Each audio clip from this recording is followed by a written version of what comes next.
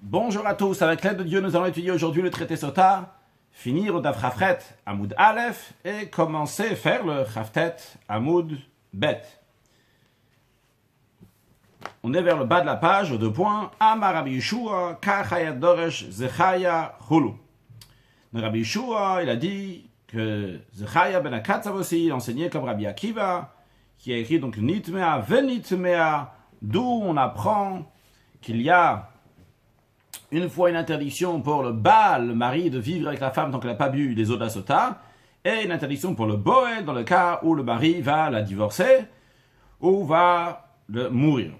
Et à la suite de ça, on avait l'opinion de Rabbi qui dit que Nitmea Venitmea, qui sont dit les deux fois, et non pas du Vav, mais tout simplement du mot Nitmea, c'est de là que Rabbi l'apprend.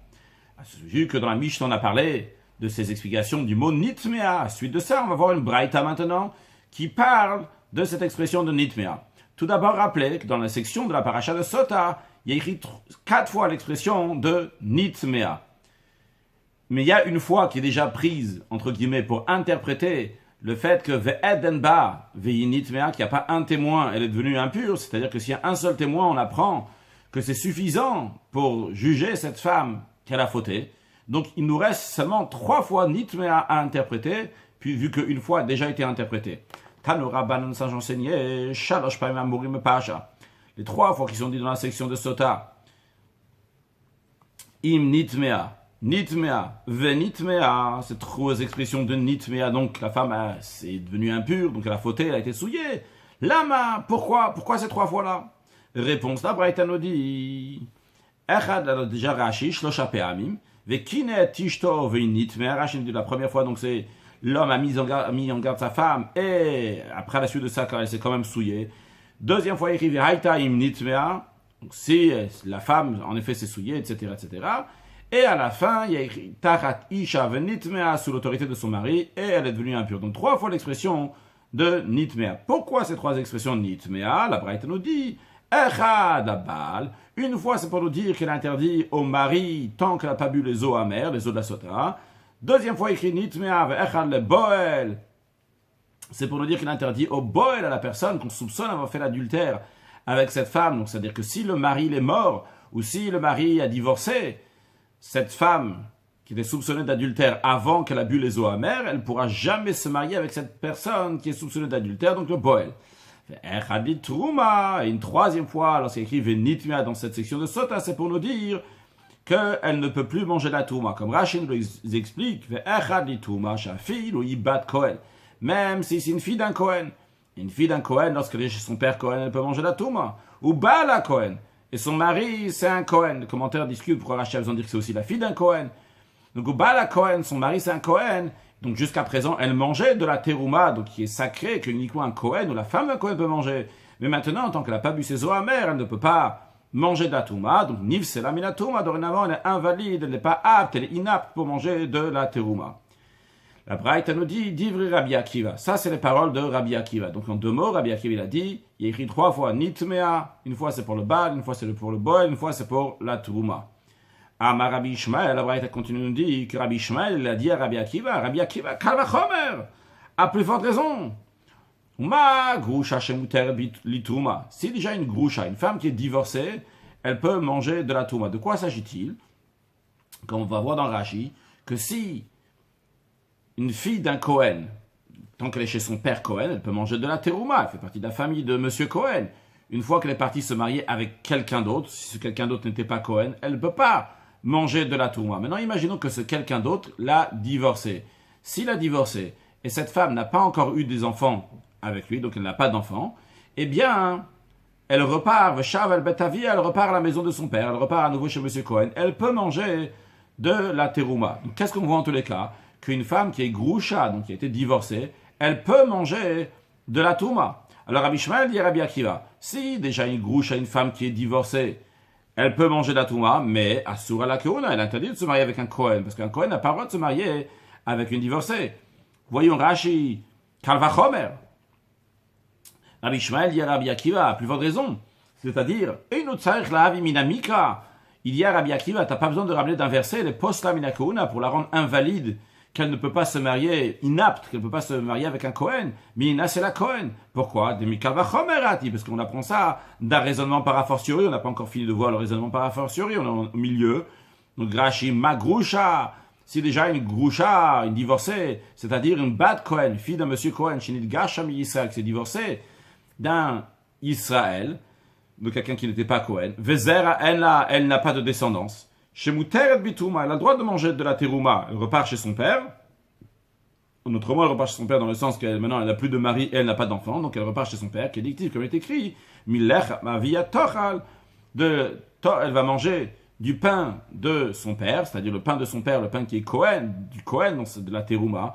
Et cette femme-là, bien qu'elle est groucha, elle a le droit de manger la terouma, mais psula la kehuna, elle est inapte pour la prêtise. Alors Rabbi Ishmael continue son raisonnement par a fortiori, il dit dans la Gemara, Zosha sura bituma, celle-là qui interdit de manger de la terouma, et inodin chassou à la keuna, n'est-ce pas plus votre raison qu'elle serait interdite de se marier avec un Kohen? Rashi, Zoshe psula lituma, meribouya de nitmea. Le fait qu'il y a écrit encore une fois nitmea, on apprend que de Kamrat, comme on vient de dire, qu'on apprend de nitmea, le troisième fois qu'il y a écrit nitmea, que cette femme elle est interdite, elle n'a pas le droit de manger de la touma, et inodin chipsula la keuna, n'est-ce pas plus votre raison qu'elle est inapte pour se marier avec un Kohen. Donc toi, Rabbi Akiva, tu n'as pas besoin de ramener un verset pour nous dire que la femme, cette femme-là n'a pas le droit de se marier avec un Kohen, parce que si déjà elle peut pas manger de la touma, c'est sûr et certain qu'elle pourra pas se marier avec un Kohen. Alors vous avez sûrement une question évidente, c'est que Rabbi Akiva n'a jamais parlé de cette fille-là, cette femme qui est soupçonnée d'adultère, de se marier avec un Kohen. Rabbi Akiva n'a pas parlé de ça. Rabbi Akiva a juste parlé du Baal, Boel et de la terouma, et non pas de la kehuna. Pourquoi Rabbi Ishmael maintenant commence à lui parler de la kehuna? Rashi nous prévient que cette question, on va te demander dans la suite de la Gemara sur le texte. Velikman parir, plus loin on va demander. Rabbi Akiva Rabbi Akiva pas du tout. Le fait qu'elle devient inapte à un Kohen, de l'Etzrachakra, qu'il n'a pas besoin de verset. Ou Maï Kamar le Rabbi Ishmael, que Rabbi Ishmael lui dit, il n'y a pas besoin de verset. Ok, continuons dans la Braïta pour l'instant. Donc la suite, c'est la Braïta. Matalmud Lomar Veinitmea. Donc c'est un autre point que la Braïta vient expliquer. C'est pas la suite de ce qu'on a dit avant, c'est la suite de la Braïta, mais pas dans la suite de ce qu'on a dit. Matalmud Lomar, dans la Gemara, donc la Braïta analyse. Elle dit, quelle est l'explication de ce qui est dit Veinitmea? La femme est devenue impure. Dans la suite du verset, il y a écrit Veilonitmea. La femme n'est pas devenue impure. Alors, qu'est-ce que ça veut dire? Imnitmea, si, tu vas dire que quand on dit elle est devenue impure, on est sûr qu'elle a fauté. La machota, pourquoi elle va boire ces eaux-là? Les eaux, ils viennent uniquement clarifier la situation, est-ce que la femme a fauté ou pas? Si tu dis nitmea, c'est une fauté sûre, il n'y a pas besoin de la faire boire. D'un autre côté, la fin du verset aussi n'est pas compréhensible, parce que imlon nitmea, si tu dis elle n'est pas devenue impure, alors la machka, pourquoi le mari l'a fait boire? Il sait qu'elle est pure, il n'y a rien à clarifier. Donc on est obligé de dire que le verset, il parle de quelque chose de bien précis. Voyons la question d'abord dans Rashi. Ma Talmud lomar veinitmea. Qu'est-ce que le verset veut nous dire en disant elle est devenue impure, et après il nous dit elle n'est pas devenue impure. Rashi nous dit c'est comme ça la Garsinan, c'est comme ça la version qu'il faut faire. Velo garas imken. Certains a priori avaient la version suite à la discussion de Rabbi Akiva et Rabbi Ishmael, on dit imken, si c'est comme ça, quelle explication de veinitmea, velonitmea, elle est devenue impure ou elle n'est pas devenue impure. Rashi nous dit non. C'est pas imken, si c'est ainsi, parce que ça ne vient pas à la suite de ce qui a été dit avant. Parce que c'est un sujet en soi-même, c'est un autre sujet que la Braïta discute. Et qu'est-ce qu'elle discute? Alors Rachid nous explique. Le velonitmea, qu'elle n'est pas devenue impure, qui en plus, c'est ça ce qu'on demande la question. Puisque on a déjà interprété ça. C'est pas Rabbi Ishmael qui nous dit cette interprétation-là, elle a stamaï.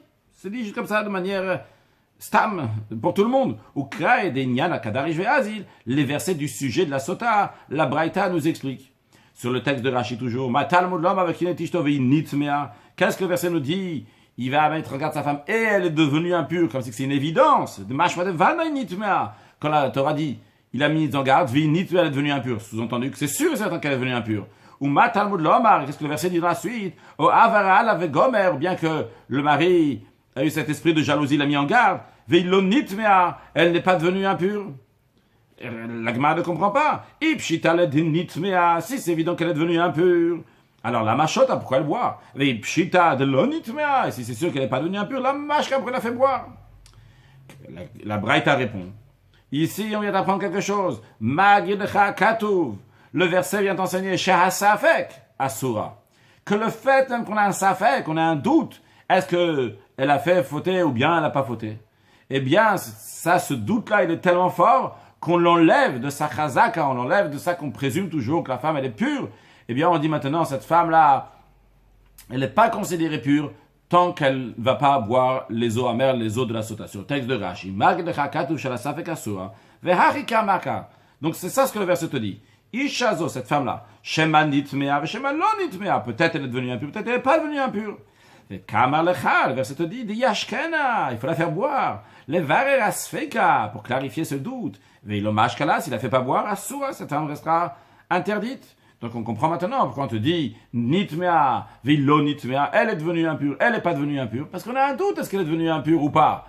Alors on te dit, elle est devenue impure ou pas impure, eh bien on la considère impure maintenant, tant qu'elle n'a pas bu les eaux de la sota. Bien. Et la Braïta continue maintenant à nous dire quelque chose.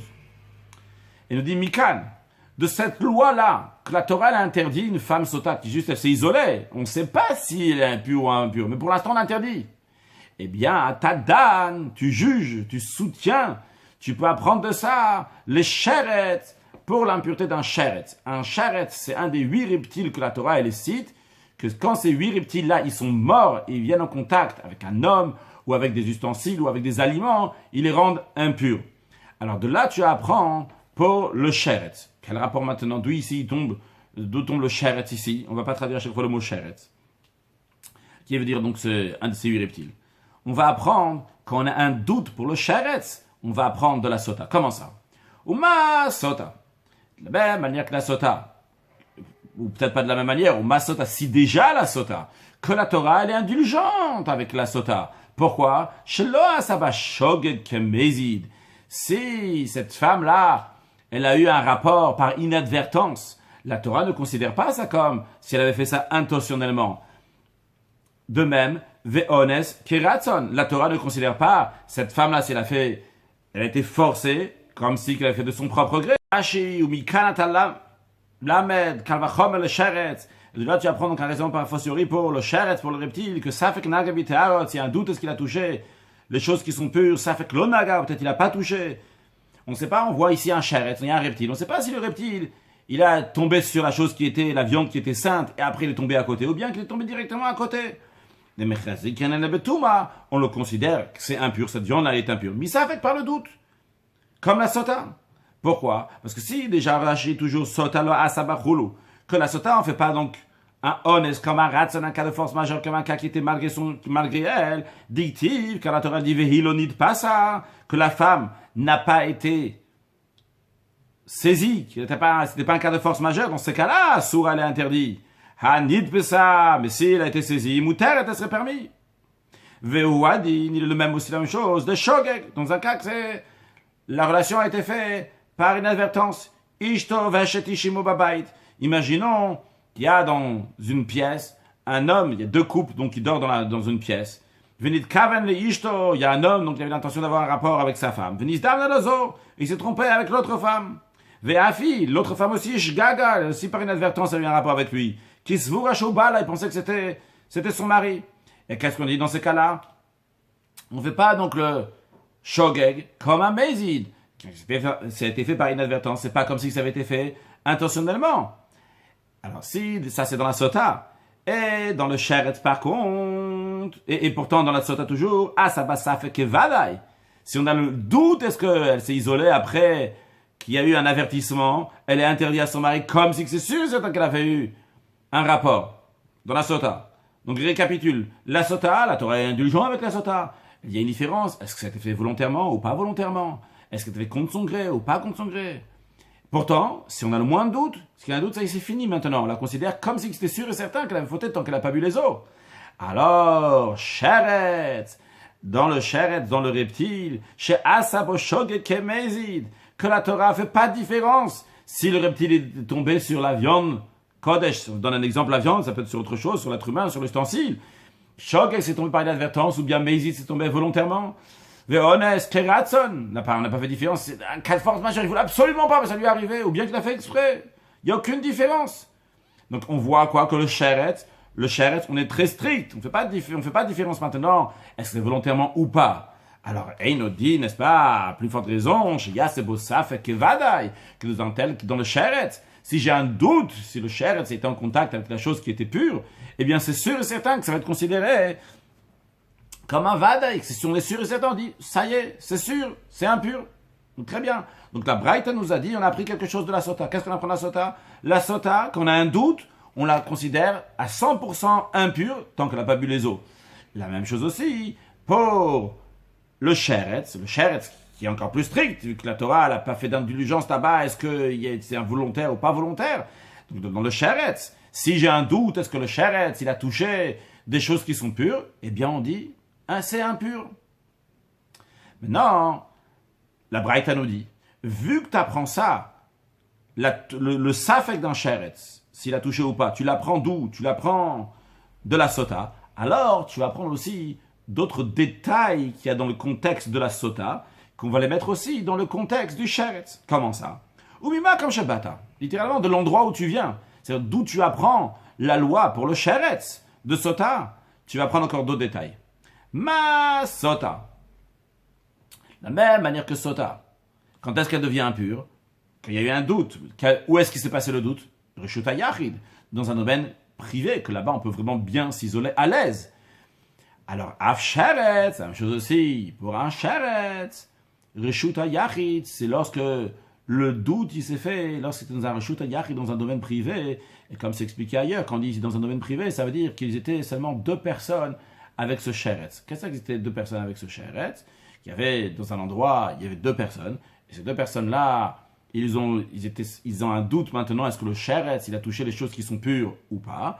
Et bien, dans ce cas-là, on dit, c'est un Safek, j'ai un doute, eh bien, on considère sûr que c'est impur. Mais s'ils étaient plus, s'il y avait 3 personnes, du moment il y a plus que 2 personnes, donc il n'y a pas maintenant ici, comme c'était l'homme et la femme Sota, donc il était seulement à 2, il y a 3 personnes, eh bien, si tu as un doute, c'est pur, parce que c'est pas le même cas que Sota. Sota, ils étaient seulement 2. Rashi, omimba comme Shebata. Oh, il velo la mata de metaminan misafek la misota. Vu que doute apprend qu'on rend impur, par doute, c'est uniquement le sota, c'est la femme soupçonnée d'adultère.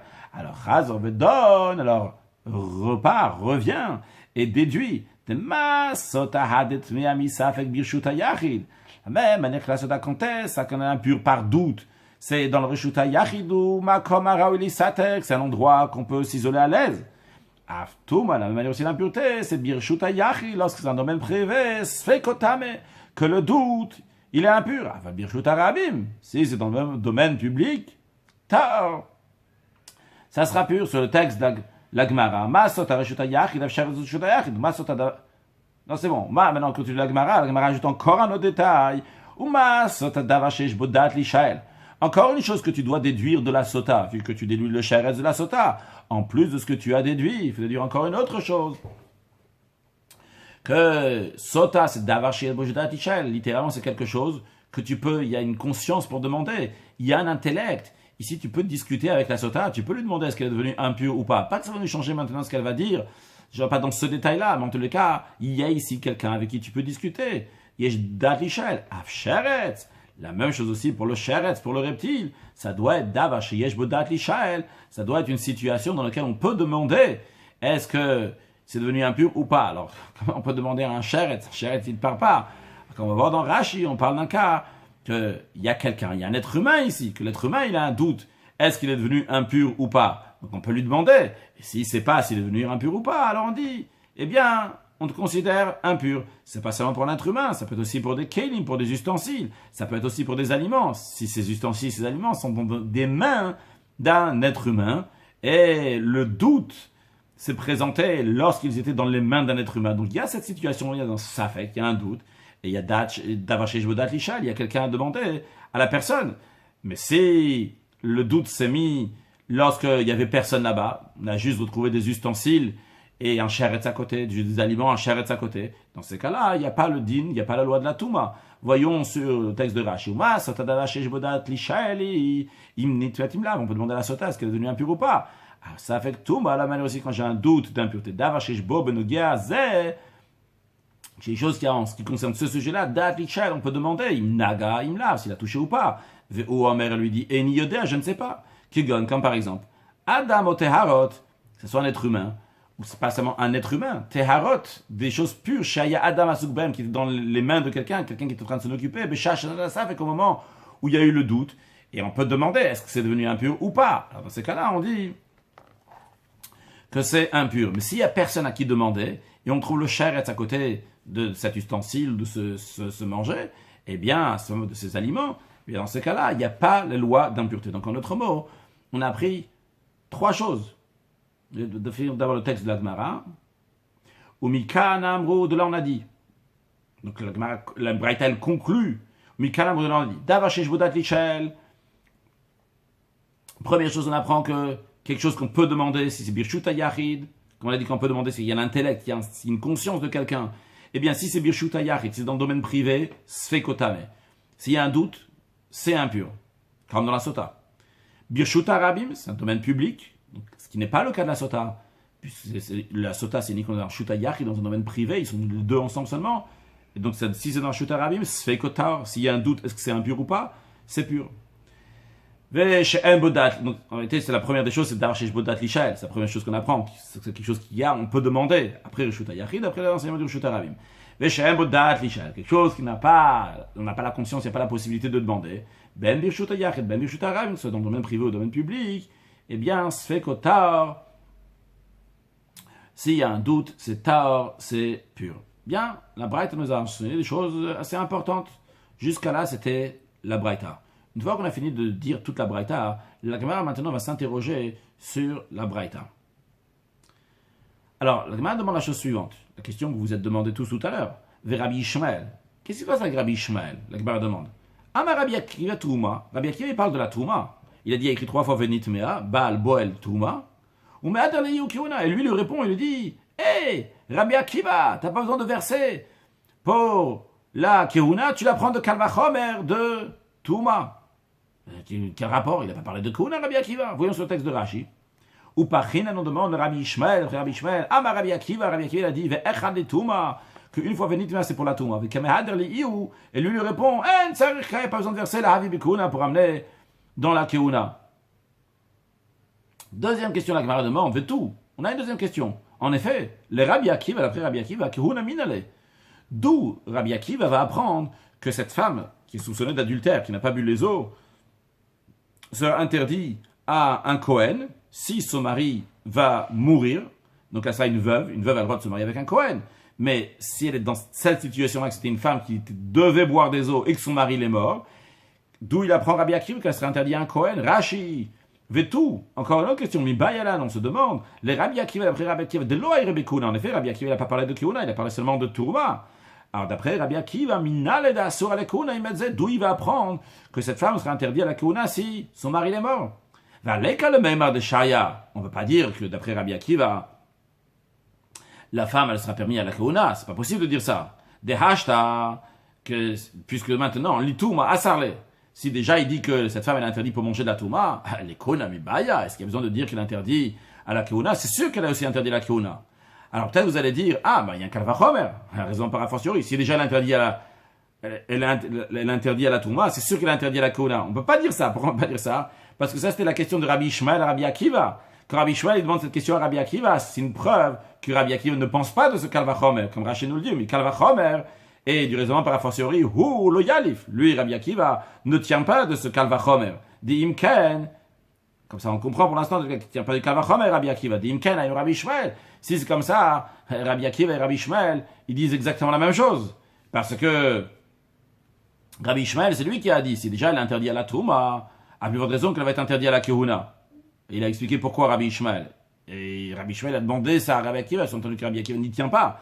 Donc il faut comprendre d'où Rabbi Akiva apprend du verset que cette femme-là est interdite à la Kehuna. Et la Gemara suppose de donner une réponse. Et si tu vas me dire, tu sais quoi, la Kehuna, la prêtise, le Tziraka, il n'y a pas besoin de verser pour ça. Pourquoi il n'y a pas besoin de verser?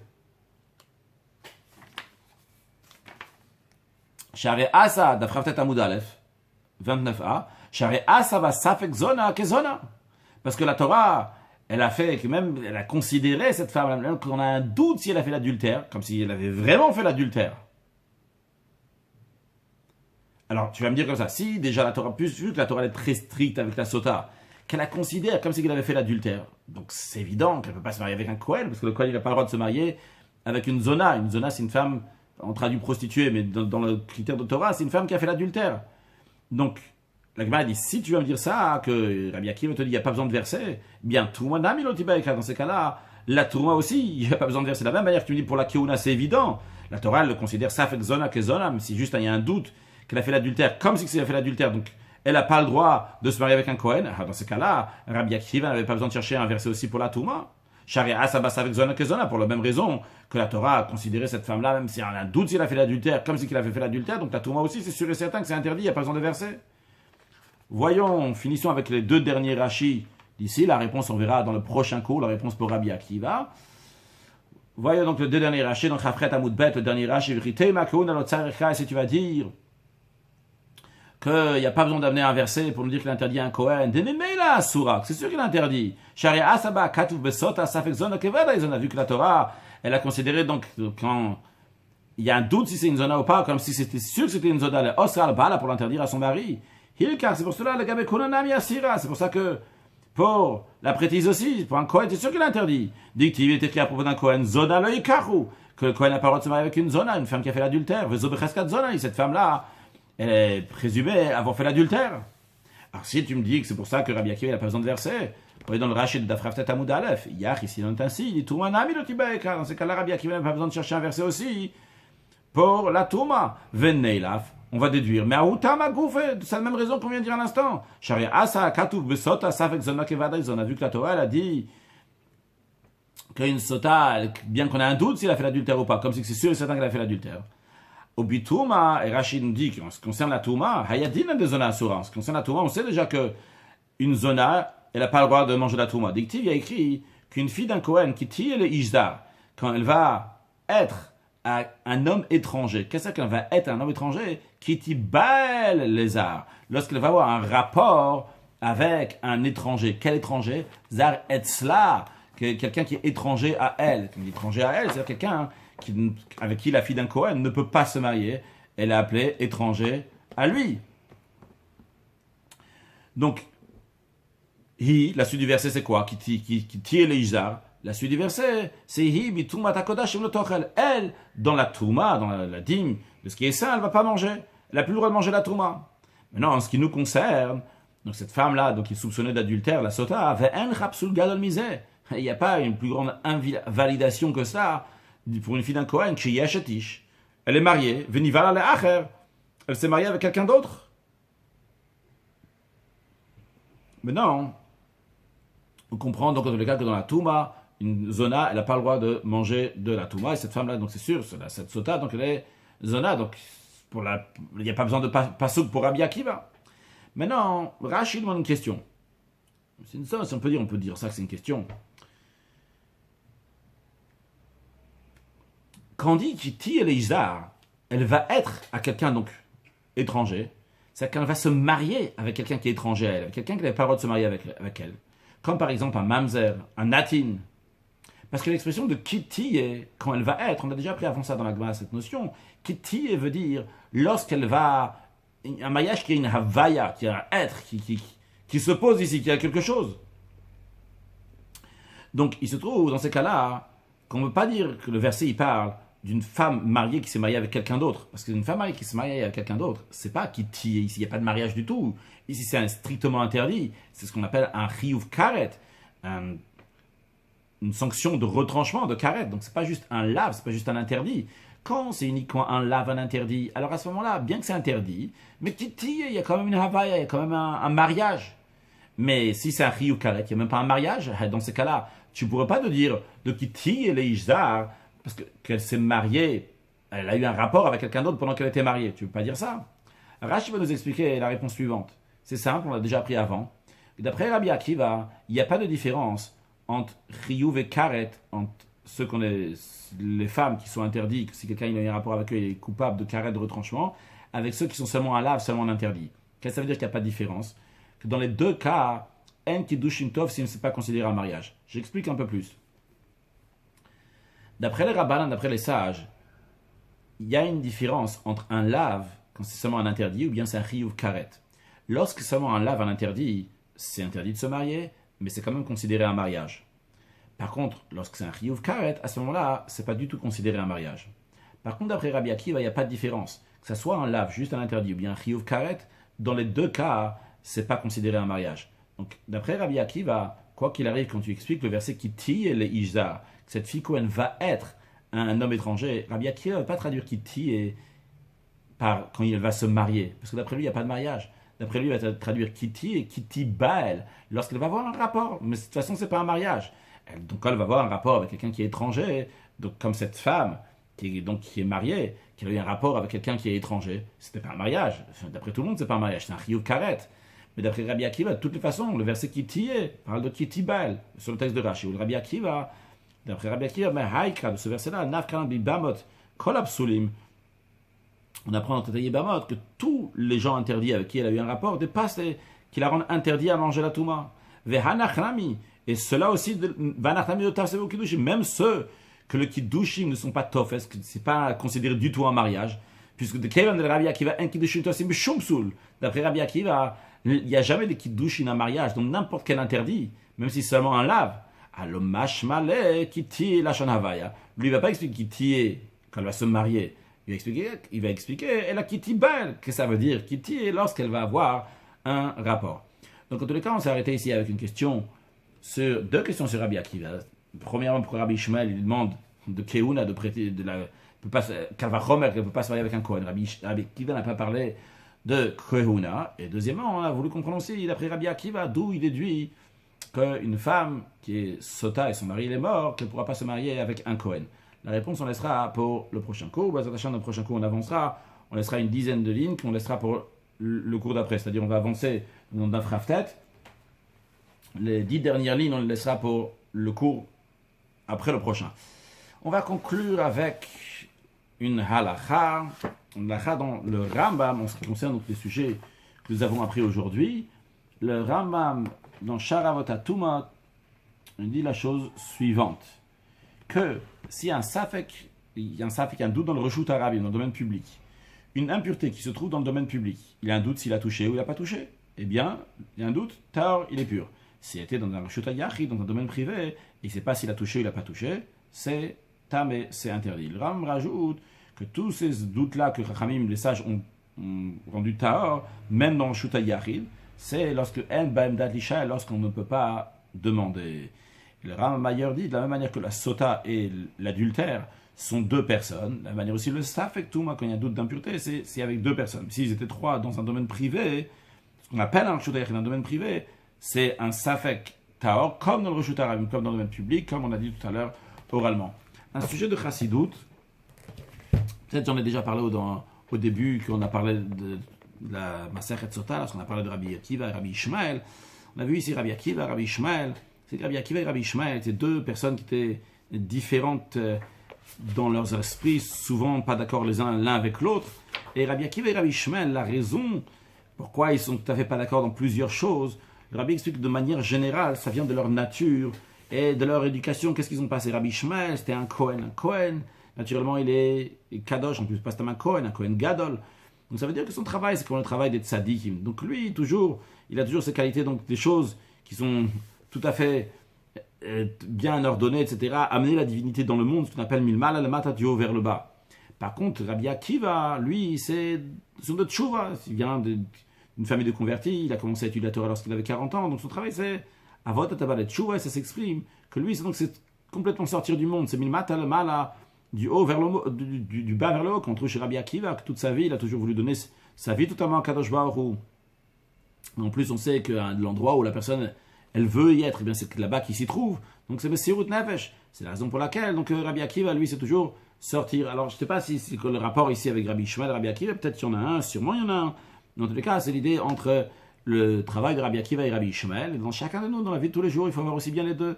et aussi avoir le travail des tzadikim, amener la divinité ici-bas, donc faire les choses mesouda, de manière ordonnée, etc. Mais de temps en temps, et peut-être même très souvent dans notre génération, il faut avoir le travail de Rabbi Akiva, de Messirut Nefesh, et de faire fusionner les deux, ce qui amènera le troisième temple, qui aura la qualité aussi bien du premier temple, que le premier temple c'est le travail des tzadikim, amener la lumière divine du haut vers le bas, et le deuxième temple, qui est le travail de Tchouva, après 70 ans d'exil, que les Juifs ont fait Tchouva, et donc c'est Milmat el Mala, du bas vers le haut, et dans le troisième temple, il aura les deux qualités, vu que nous-mêmes, on aura les deux qualités, aussi bien c'est de Rabbi Shmuel, aussi bien de Rabbi Akiva, de Tzadikim, de Baal Tchouva, avec la venue de Mashiach. Now, excellente journée.